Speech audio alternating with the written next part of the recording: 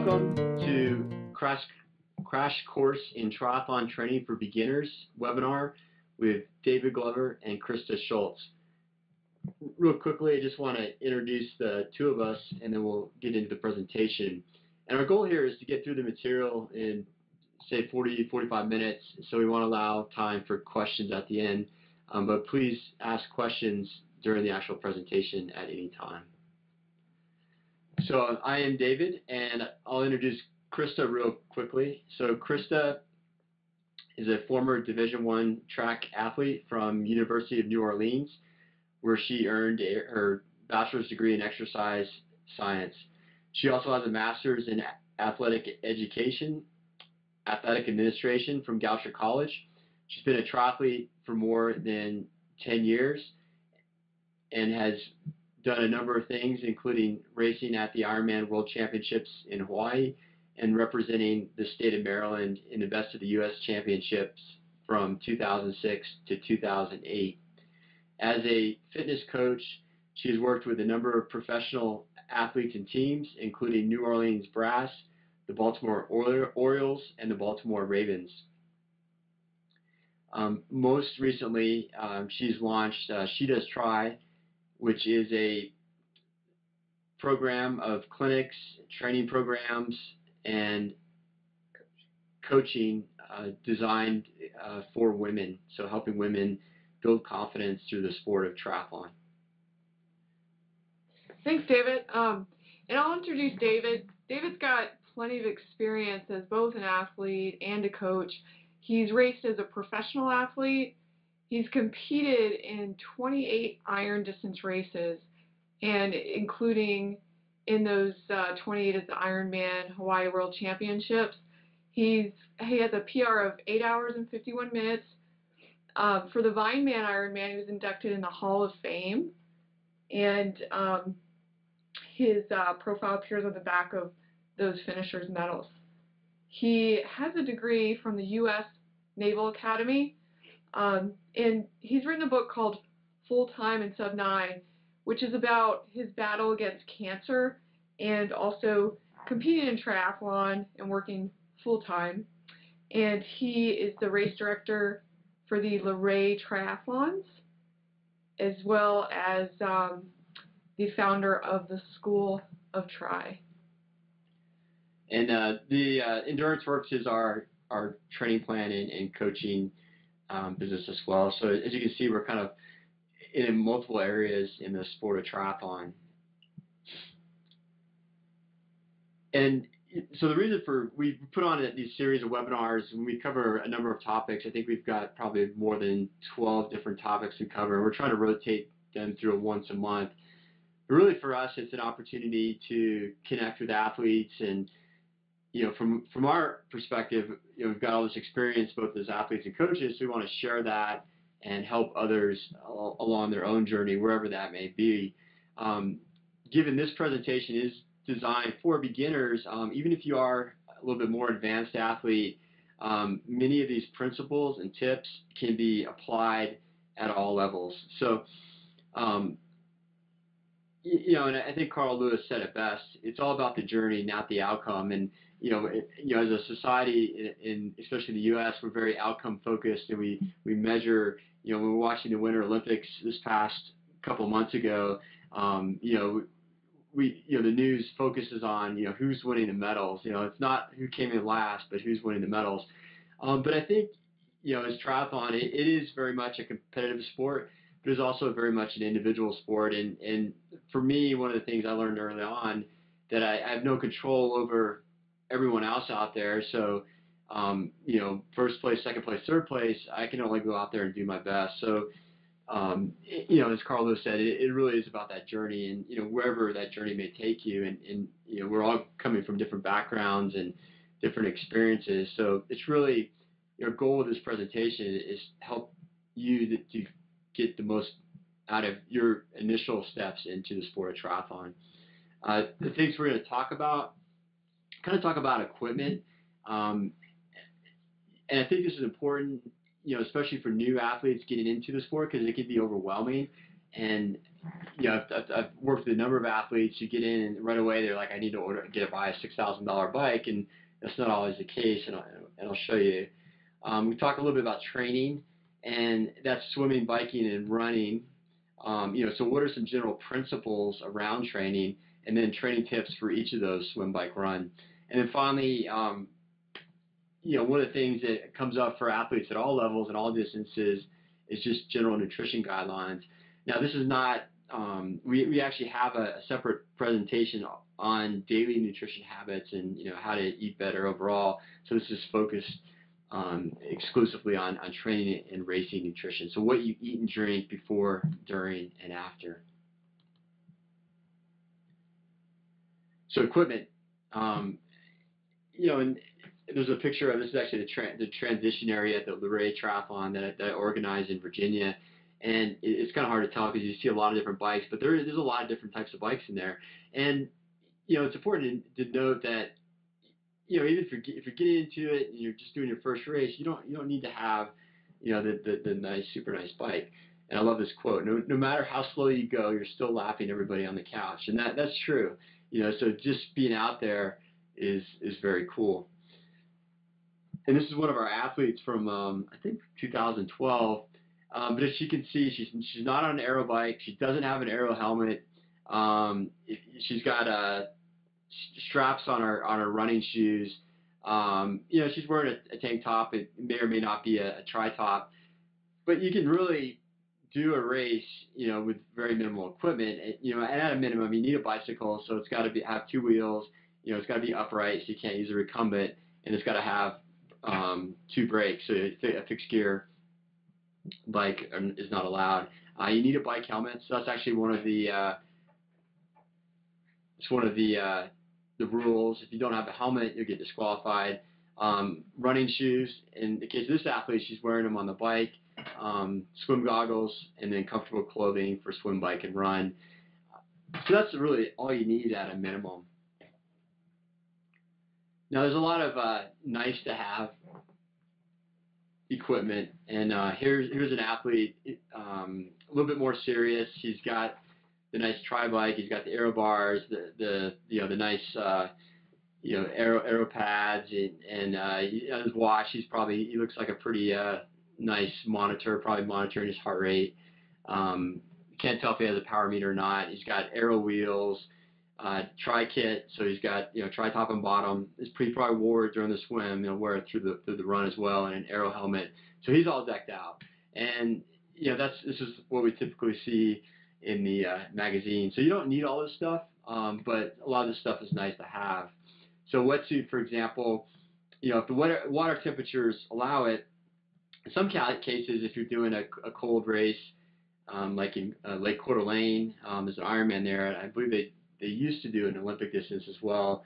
The water in the mid 50s actually require a wetsuit, but most races it's either optional, or if in case of like really warm weather, you may not be wear one at all. The nice thing about a wetsuit, it gives you that added buoyancy. So if you're not a strong swimmer, it'll help you go a little bit faster. Yeah, and just to add, the aero helmet is actually really hot. A lot of times they're not ventilated. So I know a lot of the professional women athletes that tell me they prefer not to wear an aero helmet. And I know the woman who has the fastest bike split at Ironman Hawaii does not wear an aero helmet. So it's not necessary. There is some research that shows if you're going at certain speeds, that it does make a difference. But a lot of times, if you're overheating, it's not going to matter. So comfort is really important when you're thinking about all the fancy equipment, as well as, trying to be fast. Yeah, and Craig just asked, like, what's the water temperature typically at Luray? In 8 years, so 2 races each, so 16 races total. I think it's 11 or 12 out of 16 have been right at 78 or under. So in that case, you can wear a wetsuit without penalty. Once it goes above 78, up to 84, you can wear a wetsuit, but you're not eligible for awards. And then if it's above 84 Fahrenheit, you're not allowed to wear a wetsuit. So it's funny because it'll be warm the whole week before. We'll get rainstorm the night before, 2 days before, the water will cool down, and it's usually in the 76 to 78 range. So yeah, all these things really cool. And this guy, he's probably decked out. He's probably looking at $8,000 right there, whereas the women we looked at before, $300 or $400. So something to as you go and get more into it, you can obviously to upgrade with all these cool things. USAT, and I'll send out a link to this. They put out a nice little checklist of things to have on race day, and and something as simple as having your photo ID is is one of those things that people always forget, because we need to, as a race director, we want to verify you are who you say you are, so when you sign a waiver and stuff, and then we can also make sure, okay, you're racing as yourself and not someone else. But nice checklist. USAT put this out, and I'll send out a link to this. So we'll talk a little about training, and we're going to kind of start broadly and just in general, some general concepts and ideas, and then the next section we'll kind of dive into some tips specifically for swim, bike, and run. And this quote here is Wolf's Law. It's straight out of a strength and conditioning textbook. But the body conforms and adapts to the intensities and directions it is habitually subjected to. So that right there summarizes your training. So you're trying to give your body the direction, the intensity, the type of movements it needs so it can adapt and become a better swimmer, biker, and runner. But, when you think about it, especially as you're getting into the sport, or even as you're getting ready to move up, say from, you've done a couple races, you're moving up to a half or a full, it's really important, when we talk about training, to just figure out, okay, what can you reasonably do? And I'll give a quick example. I probably about 6 or 7 years ago, I was coaching a woman, and she had done an Ironman, and she wanted to do another one, and she had this goal to go under 12 hours. Well, she was a firefighter, which was great, except she was on these 24-hour shifts where she'd be on for 24, off for 24. And then when she's on her shift, she might be able to, do an indoor bike workout, or might be able to lift or run on a treadmill, but often not, because she'd get calls in the middle of the night. On the day she was quote unquote off, she was in training all day, basically physical training, from 8 a.m. to 6 p.m. at night. And, what we ran into is, she's like, well, I want to get better. I'm like, well, you got to, you have to do the training, and she just didn't have the time. So it's important to, think about where you are, and, you have to start looking at the typical roles on the left. You be a parent, a spouse, a friend. You work for somebody, or you have people under you, or even a pet owner. Those are things, and triathlete would also be on there as well. Question, what is reasonable? What are your priorities? I think it helps to write them down, and, make sure you set expectations with family, friends, and work, and line up that support base. So this is just something to think about. And, if you're just getting into the sport, you're doing a sprint triathlon, probably really don't have to worry so much. But as you get more and more involved, these are just good things to think about. I like to use the analogy of a funnel. So we talked about, I mentioned Wolf's Law a few minutes ago, that the body adapts to the intensities and movements it's subjected to.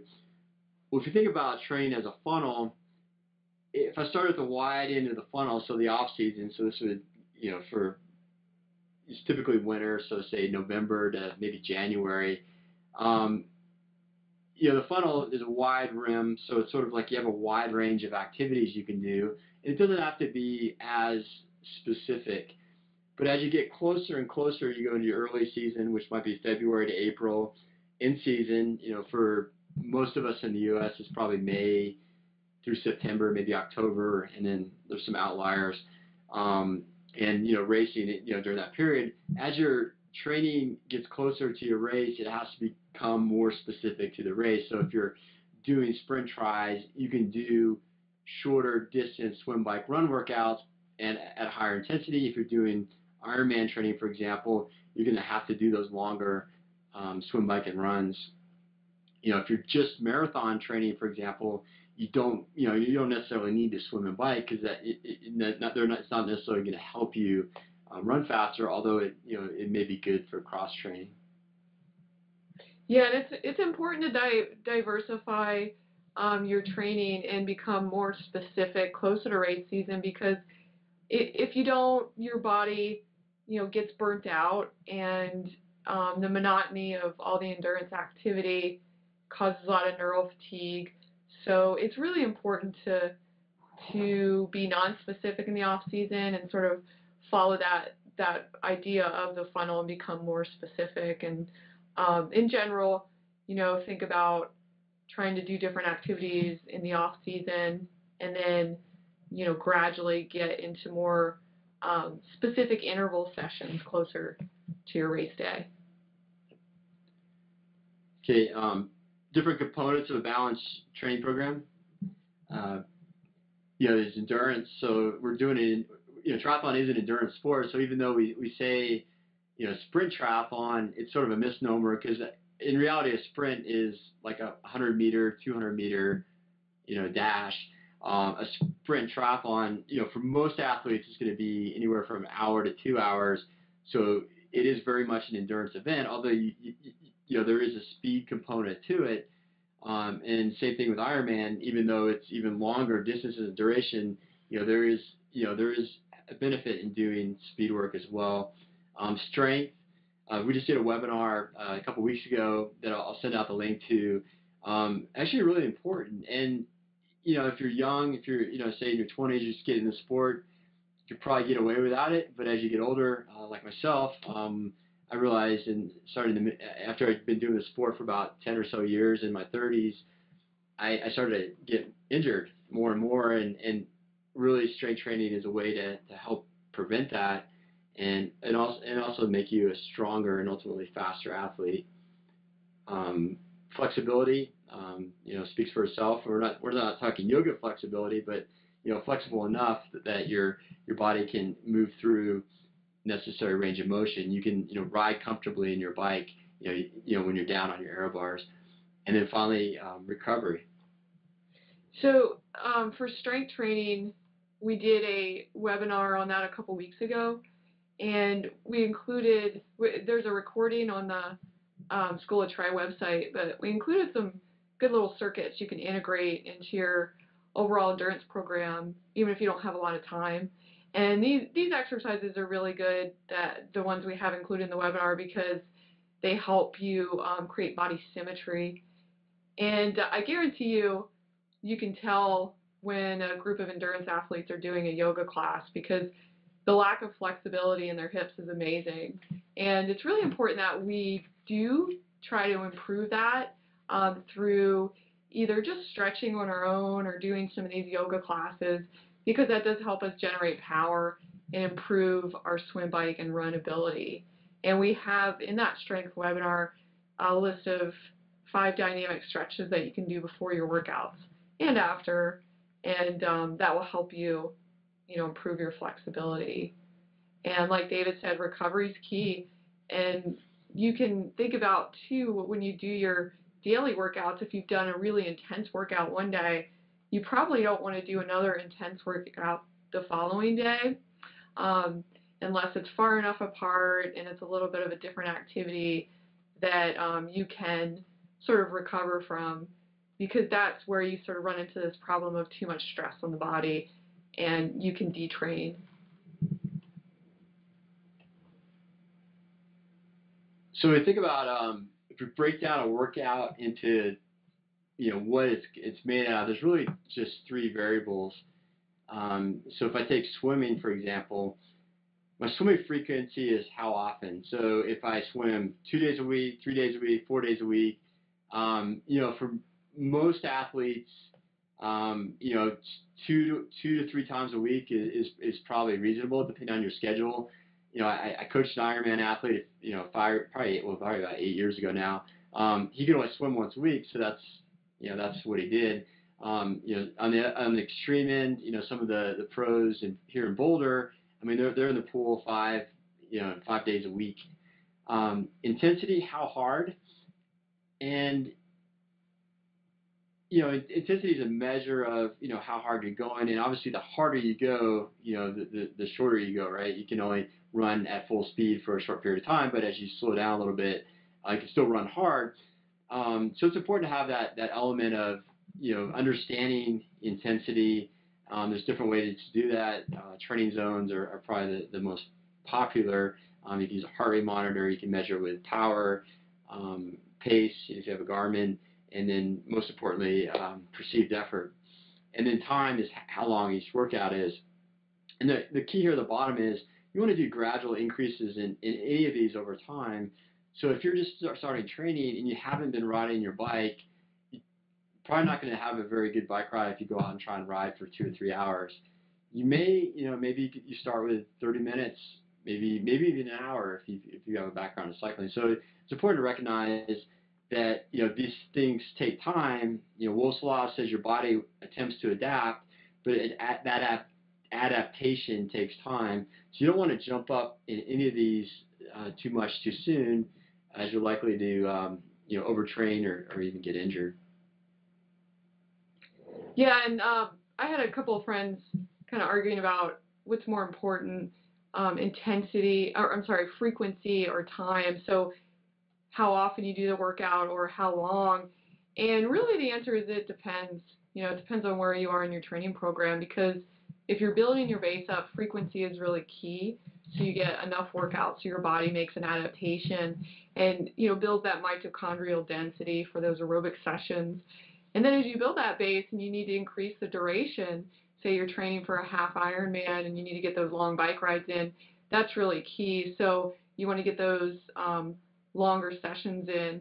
So again, they're both really important, and it really depends on where you are, what you're doing, but they all have a place in that overall weekly and yearly program.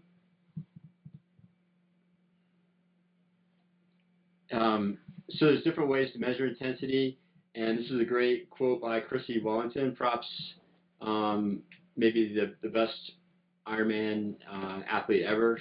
She's never finished anything but first in all her races. But she said tangible results in training are important, but they are not as important or as valuable as an indicator as perceived effort. So it's really, when we say perceived effort, it's really getting an idea for how hard you're going. And, you can use a heart rate monitor, use a power monitor, use a pace device. But really, this is the one thing you'll have with you all the time. So it's really important, as an athlete, and this takes time to develop. I mean, it took me a number of years to really get in tune with my body, but I got to the point where I could tell you within probably 5 seconds what my pace was, whether I was doing, 7:30 mile, 7:45 mile, or on the bike, how am I, do I modulate, I'm going up a hill, I need to back off a little bit, but not too fast. So you really learn to pay attention to those things. And again, it takes time, but this is something you'll always have, even if your batteries die. Yeah, that's a really good point, David. And I think it's important to remember when you're training for triathlon, you're doing a lot, and you probably have a job, you probably have a family. I mean, there are a lot of other stresses in your life. So if you're supposed to do an intense workout one day and be at a certain pace on the run or a certain wattage on the bike, your perceived effort might be that you're working pretty hard, but those numbers may not show it on your, run mile pace or your wattage for your efforts. So don't be too hard on yourself in that case, and remember that, you'll have good days and bad days, and perceived effort is you're working hard, so you are. And you may just need a little bit more recovery in that case if you can't, sort of achieve those numbers. And then finally, kind of tying these pieces together, you want to, I think one of the things I found it helps if you can kind of set a weekly plan or a schedule that aligns to your goals, to your schedule. So where can you fit these in and your convenience? So for example, here I'm making an assumption that I'm going to do 3 workouts of each a week. Again, if you can get in 2, that's pretty good. And, it may just work out like Tuesdays and Thursdays, there's a masters or an adult swim group. So I'm going to make those my swimming days. it's easy for me to run from the pool, so boom, I'll add on my runs there. So you kind of think about like that. For most athletes, if you work a normal, Monday through Friday job, Saturdays and Sundays tend to be the longer workouts, a long bike, long run. But if you could fit in, say, long bike Saturday, but do your long run on Wednesday or Thursday, that's great too. But I think, again, having that some consistency from week to week helps with planning, helps with, if you're working with your spouse or your family as well. And the key, two key points, again, try to 2 to 3 workouts, and then completing 70 to 80% of planned weekly workouts is usually good enough. So even when I was, focused really heavily on training and had a lot of flexibility in my schedule, I never got in. Maybe once out of, in 4 or 5 years, I got in, 100% of my workouts. So it's, life happens. So, always give yourself some slack. And I remember, my first training for Ironman races, and my schedule said track workout. And we drove around for like 2 hours trying to find an open track that was either not locked or not being used by the track team, and I finally had to give up. So not a really good use of time. Would have been better, just going down and doing a run and just marking the intervals on my watch. Saying, okay, I'm gonna supposed to run a mile. I'll just run really hard for 7 minutes. So just some thoughts to think about. Yeah, and this looks like a really balanced program here for the week. I think it's important to understand that there's a principle called specificity of training. So getting in that specific activity to improve for that activity is key. And I've talked to a number of athletes, and it's funny. I think a lot of comes from a lot of swimmers where there's this idea of I'm good at swimming. It could be any of these specific sports, but I'm going to swim more and that'll help my run. So I know someone in particular who can't run as well and thought, okay, I'll swim 5 days a week, do 4,000 meters every time I swim, and I'll run a couple times a week. My run will get better. So that's not true. It's not the case, because when you train for the run, you develop specific muscle firing patterns for the run, just as you do the swim and the bike. So that specificity of training is key. Even though you get good cardiovascular effects from maybe more frequent swims, you're not going to get those direct results as you would, for the run, as you would for the swim.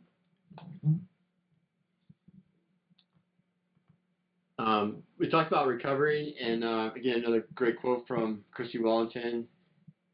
I would go as far as to describe recovery as the fourth discipline of a triathlete.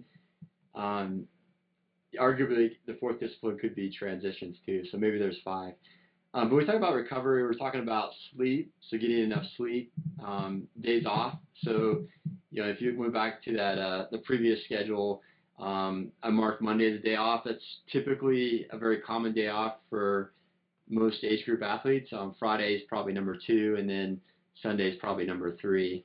So, depending on your schedule, I've always found it beneficial to take a day off. Easy workout. So again, another recovery. If you're tired, maybe you didn't get enough sleep, skip the intervals. Just get in the pool and just swim easy. Relaxation. This is key. Something I struggle with is just sitting still and not trying to do too much. Other things: massage, yoga, foam roller, and finally having fun. So don't let triathlon take over your life completely. Yeah, it's important to remember that exercise in itself damages the muscle tissue. So when you allow yourself to recover and repair, that's when you get those benefits of exercise, and it's highly individual. So if you need a day off a week, it doesn't mean you're not as good of an athlete as the person that doesn't. It just means your body needs a little more recovery. And I think if you realize, that exercise does break you down, and there are a lot of, individual differences, it helps you take that relaxation period, and you actually see yourself improve more when you can, keep this in mind. All right, so kind of talked about training at a high level. Let's dig a little bit deeper and just go through some tips in each sport. Now, this is actually the section I struggle with because it's like, okay, what do we, with limited time, what do we share? So we're just going to touch on some highlights, but obviously, if you need, help on any of these areas, seek out a coach. You can also check out schooloftry.com. That's our education website. We have a lot of videos, and some of these we're going to share with you now. So start with swimming, and I've heard it said that biking and running are 20% technique and 80% fitness, yet swimming is 80% technique and 20% fitness. And if you don't come from a swimming background and you're learning to swim as an adult, then you probably realize that those same adults who swam as college athletes and haven't been in the pool in 20 years are going to be able to get in and swim pretty fast. And swimming is different because your body's moving in 3 dimensions. And of the three, I think the best thing you can do to improve your swimming form is to find a coach. And if you can find a master's team, so basically an adult swim team with a coach, you can swim with other athletes and get that feedback. One of the things we like to do, especially in our training plans, and with the athletes we coach, is to do drills, and they're basically a way to break down freestyle into its component pieces. And as a swimmer in triathlon, you don't have to do freestyle. You could do breaststroke. I have a friend who actually swims butterfly, believe it or not, and I've even seen backstroke. But I don't recommend backstroke because you can't really see where you're going. But you really can do any stroke, but freestyle tends to be the most common. You know, and we've got a number of drills at the link at the bottom. You go to endurance-works.net/resources. We've got drills like this sighting drill here. I'm not going to play the video now, but when I send you the link to the presentation, you'll be able to play all the videos in the presentation. So, one of the simplest things, if you're in an open water and you're swimming from buoy to buoy, one of the easiest things you can do to make yourself swim faster is swim a straighter line. And I can't tell you how many times I've gotten behind a much faster swimmer, but I've kept with them because they kept zigzagging back and forth, and I just swam straight to the buoy. And then finally, if you're doing open water swims, you want to practice open water. So the worst thing you can do is just show up on race day never having swum open water, because it's a completely different experience than the pool.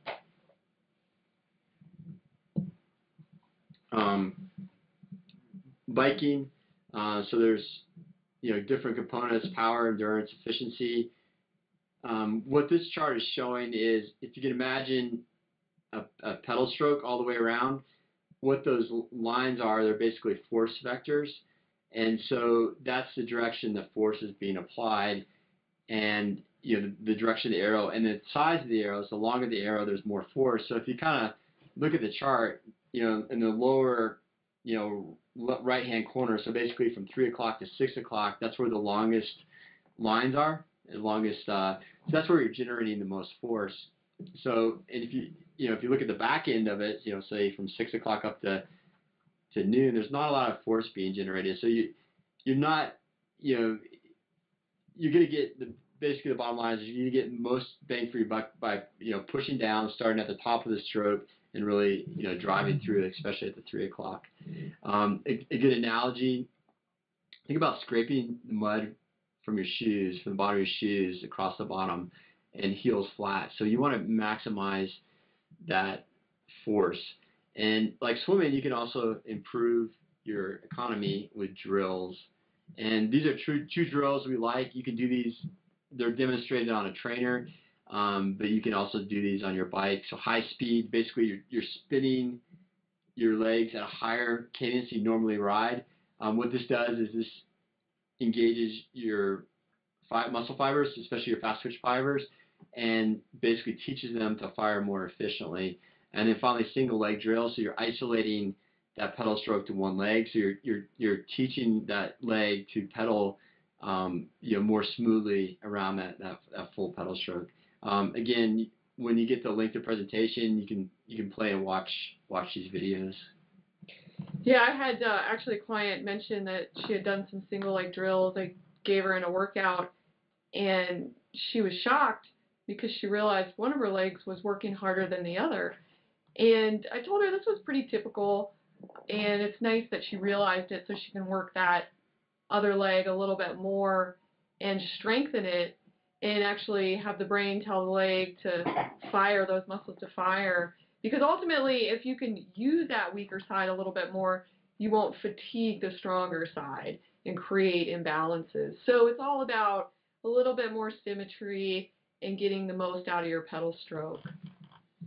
And these are drills I would recommend for athletes at all levels. And they work great at the beginning of the season. You're just getting into riding. You can kind of make your not so hard rides a little bit more interesting too. Running technique and fitness. We talk about good running form. We mean relaxed, balanced, vertical alignment. Here's some quick, easy fixes. Relax your shoulders and face. We tend to tense up in our necks and hold ourselves rigidly. You just want to drop those shoulders. Looking forward, running tall, minimize lateral movement. So we're moving forward in the sagittal plane. We're not really running side to side, so shouldn't be a lot of twisting in your upper body. And then finally, again, running drills. And we've got a couple videos on on proper running form and some drills. And this is one of them. These are some drills you can do before running. Sort of like cycling, you're kind of triggering your muscle fibers to fire more rapidly or in different patterns with the ultimate goal to help you be more efficient and to also warm up your body.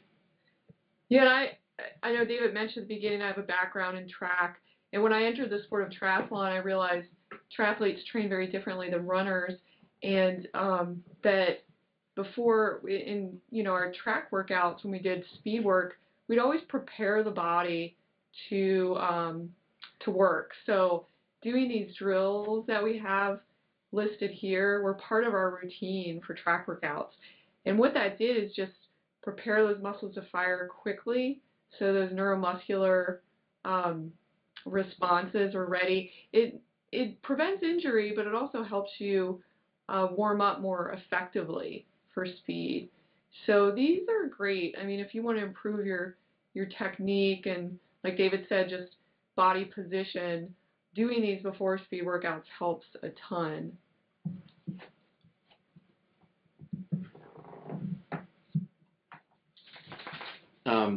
Again, we'll send out a link to this video, but this is a video where Krista talks about introducing varying your run speed to improve speed and efficiency.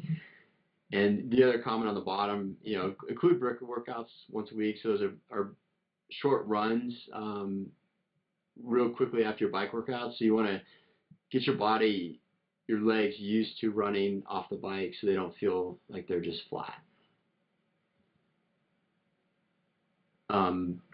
I was just thinking about bricks. I just did my first brick workout this past weekend, and it didn't feel great. So, when you do those workouts and get your body used to running off the bike enough, part of that is developing that neuromuscular response. So when you do that in a race, your body's familiar with it, and I don't think it ever really feels great, but you sort of adapt and get used to it, and then as you run more, you feel better. So this slide here about dynamic stability is really cool. I would take a few minutes to watch it when you get the presentation after we download it. It's basically 3 cues that you can utilize to help your body position when you do anything. And when I say anything, it means swim, bike, run, daily posture, strength training. So the first one, number 1, I call bracing. And if you visualize yourself initiating a cough, a laugh, or funny enough, someone coming up to you and punching you in the stomach, you brace. You engage deep, deep abdominal muscles that help support the spine so it keeps your body upright and your pelvis stabilized.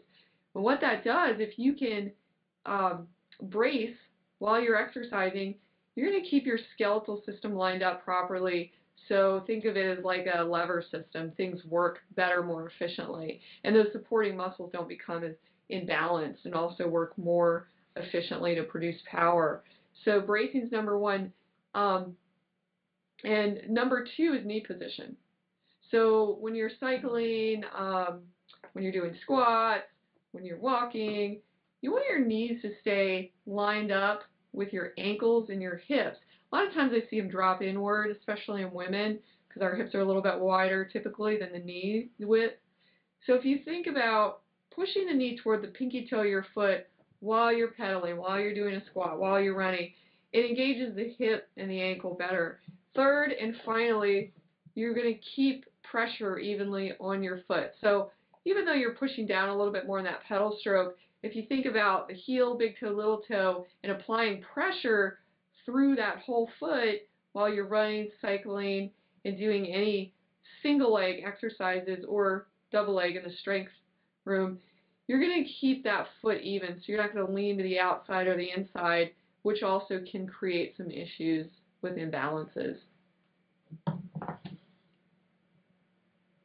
And then finally, alluded to earlier, recovery is the fourth event. Well, transitions could also be the fourth event or maybe the fifth event.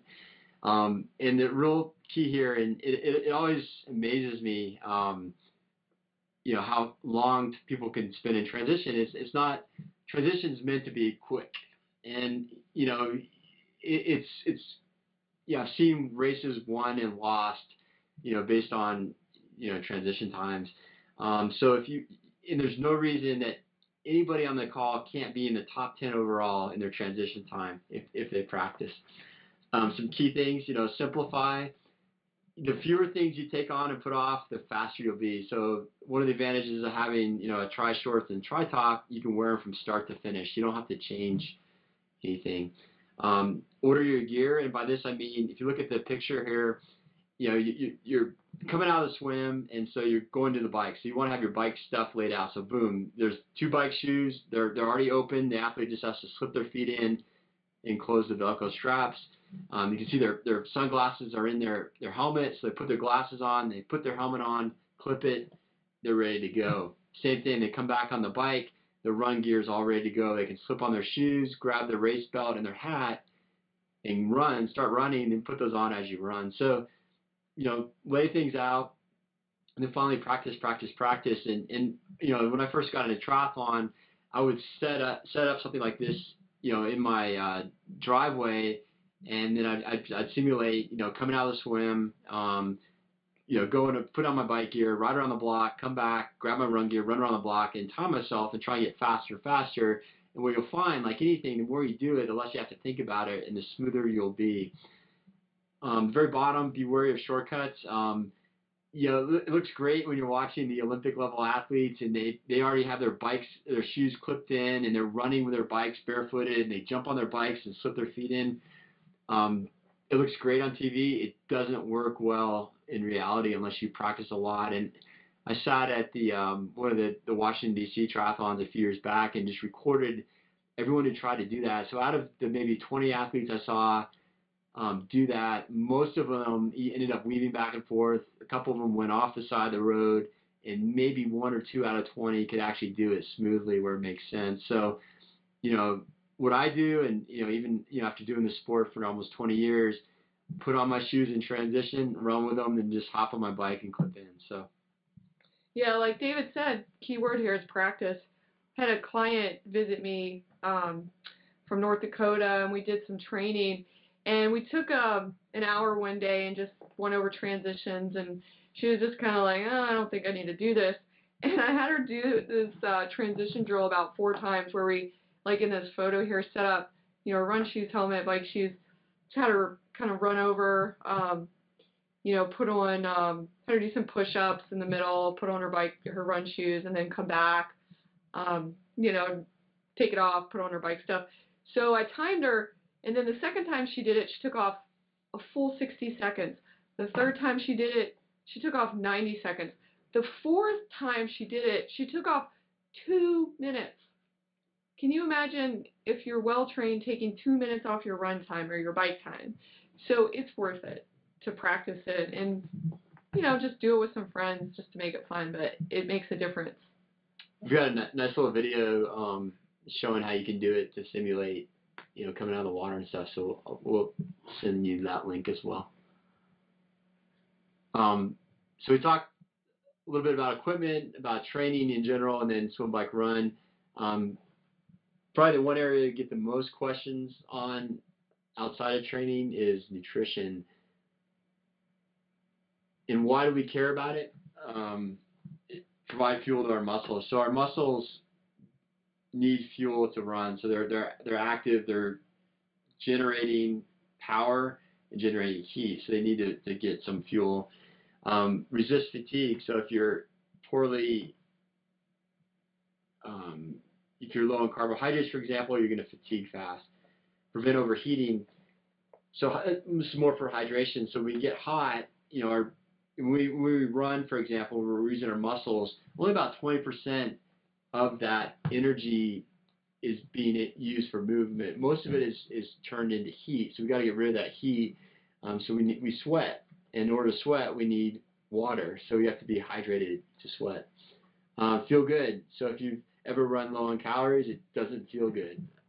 And then finally, maintain water and sodium levels. So these are important just for overall function of our body. Nutrition, you talk about there's, the three main macronutrients: carbohydrates, fats, and proteins. Fats are going to be your biggest fuel source. So even if you're a skinny person, you're still going to have anywhere from maybe 50 to 100,000, a bigger person, maybe 150,000 calories of fats. You're not going to run out of fat. Protein, it can be a fuel source, and it's going to be maybe 5% of your calories may come from protein, but it's not a preferred fuel source. It's sort of the building block of the body. So you don't want to have to rely on protein. So that leaves carbohydrates. Carbohydrates, they are the body's preferred fuel source. They're easy to burn. There's very few chemical processes in the chemical reaction to break down carbohydrates.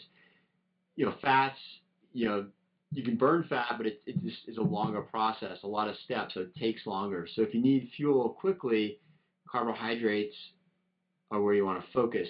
And your body has a limited number. So depending on your size, so me at 168 pounds, my body probably stores, say roughly 2,000 to 2,500 calories of carbohydrates.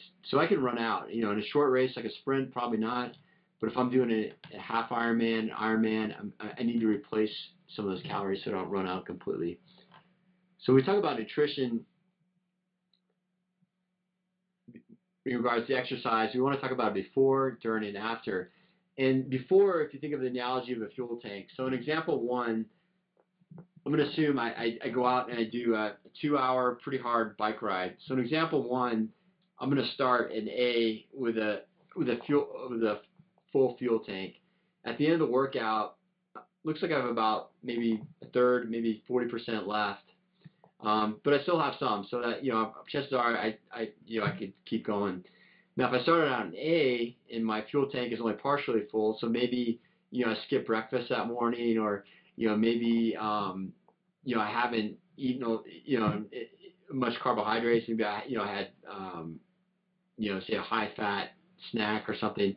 I get to B, do the same amount of exercise, but because I started at a lower amount, I'm going to boom, I could run out or get really low, and that's where we get the term bonk. So if you think about marathon runners hitting the wall in mile 22, well, that's for a decent runner, that's somewhere 2:15, 2:45, so it's right around that 2.5 hour mark. So that's what they're talking about. They hit the wall, they run out of carbohydrates. So it's important, if you, especially in the morning, you're getting ready to go out for a long ride, you want to have that breakfast. You may want to, right before you do a workout or your race, maybe even take in a gel or some sports drink so you can, fill up that tank. So you're not in example 2, but you start in example 1. Yeah, I remember I used to train with a guy who's a great cyclist, but he never eat breakfast or bring enough calories in his water bottle, or bring enough water bottles for that matter.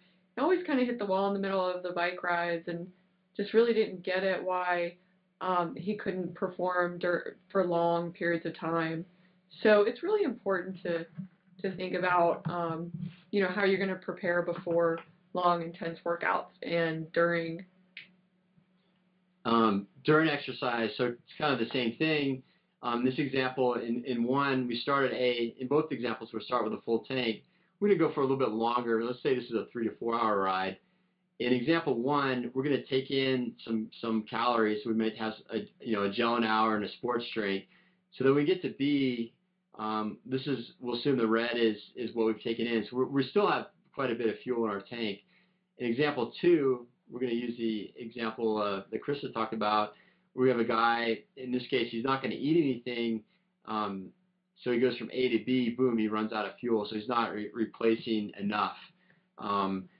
This is really important too. And I've seen the fad diets that say, oh, low carbohydrate, and that's great if you're sedentary and you're not exercising. But if you're exercising, your body needs the carbohydrates.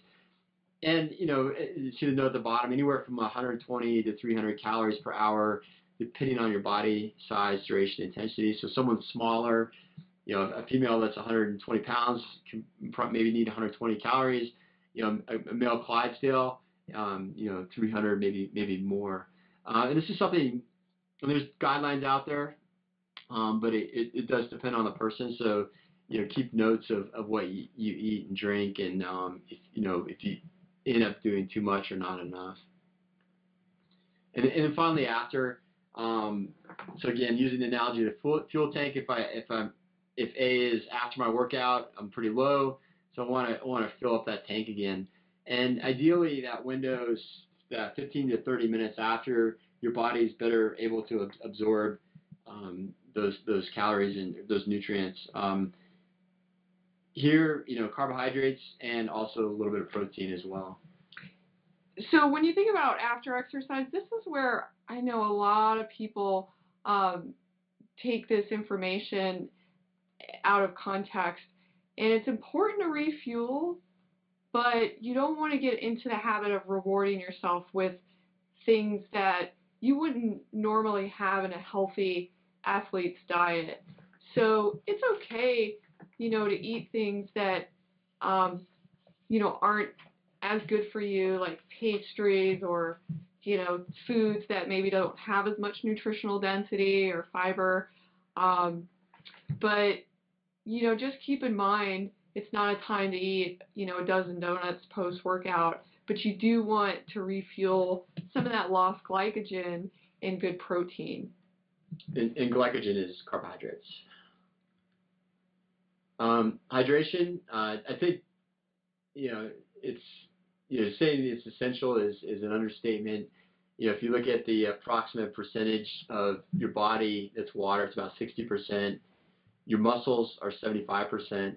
If you think about your muscles as a sponge, if the sponge is full of water, it's soft, it's pliable, it's flexible, but as soon as you squeeze all that water out and it's dry, it becomes brittle and more rigid. It's just like your muscles. And then blood, 90%. So your blood, your body, your heart is pumping blood, through your arteries, and then, it's returning through your veins.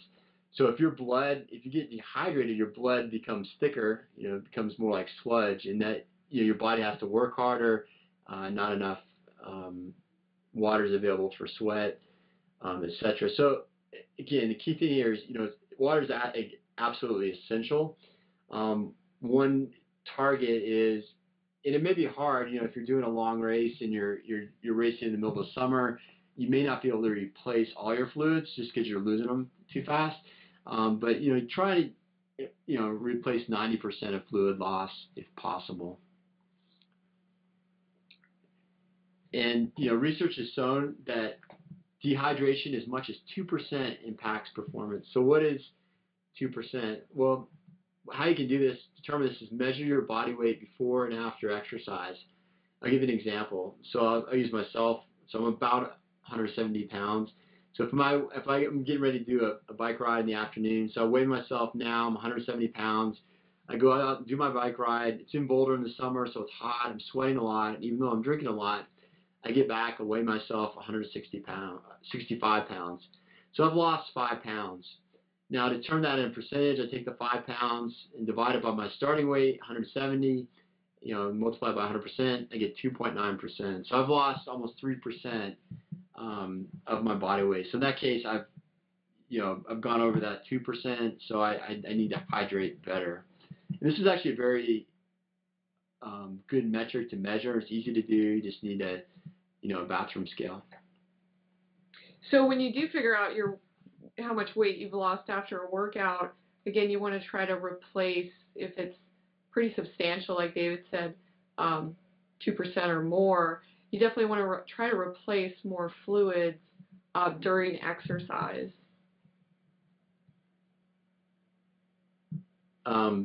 It's important too, and I apologize, we're running up on an hour, so we'll try and get through this quickly, and then still have time for questions. Replace electrolytes. So these are your sodium, your magnesium, your potassium, calcium.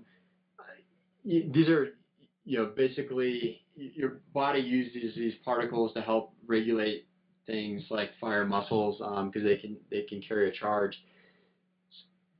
The most significant one in your body is sodium. So that's the one we care the most about during training. And that is not to say that others aren't important.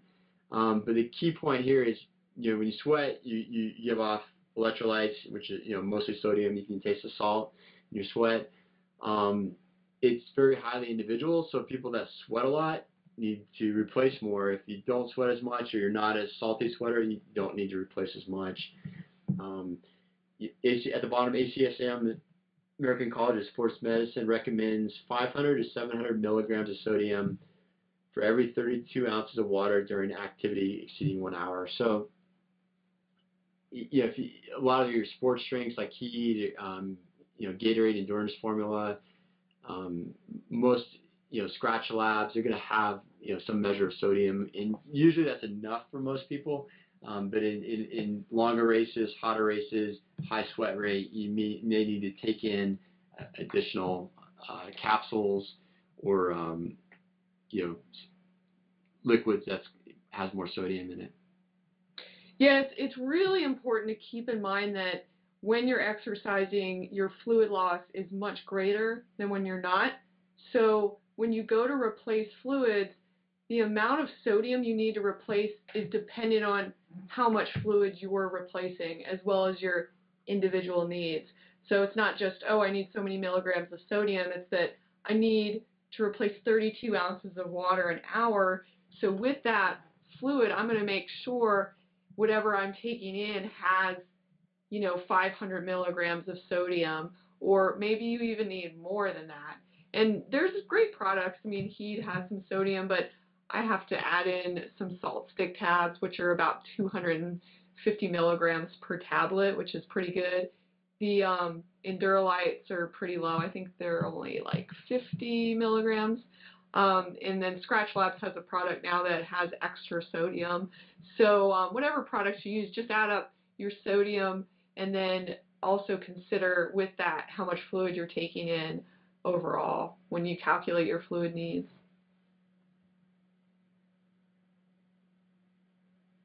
Finally, don't forget, always thank the volunteers. They make the race. Just do your best. I mean, you're going to make mistakes. I can't tell you how many times it took me to get my Ironman nutrition right, and how many races I had to stop on the side of the road and throw up because I had taken in too much, or just bonked and slowed down. So it's going to be a lot of trial and error with your nutrition and with your training. So just have fun, do the best you can, and learn. Ask questions, see what ask what other more experienced athletes do. Keep a training journal, make notes. I mean, all this stuff will help you in your journey. Yeah, and be careful. Try not to ask too many people or try too many things. Focus on one thing, maybe some of the concepts and formulas that we've talked about or that you've researched, and start there. And a lot of this stuff is trial and error, and what works for you may not work for somebody else, or vice versa. And the goal with all this is your success, whether that's finishing the race or on the podium or whatever it may be. So that concludes the formal presentation. Thank you for attending. We'll post the recording, the presentation, both in PDF format as well as this online version, so you can watch the videos. It's schooloftri.com/library. We're doing a webinar next month, tips for racing your first full or half triathlon. This gets more into the racing side of things, and again, many of the principles that can be applied there can also be applied to shorter races as well. If you need a training plan, we have a bunch of them at enduranceworks.net under training plans.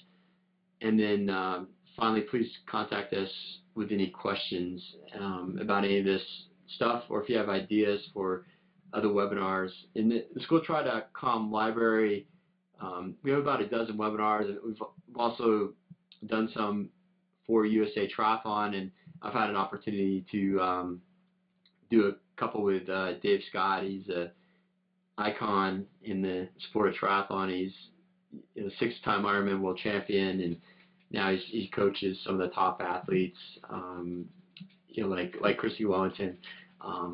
So he was a tremendous resource, or tremendous coach for me to work with, and learned a lot from him. But he is, if you ever get a chance to listen to anything he says, it's definitely worthwhile.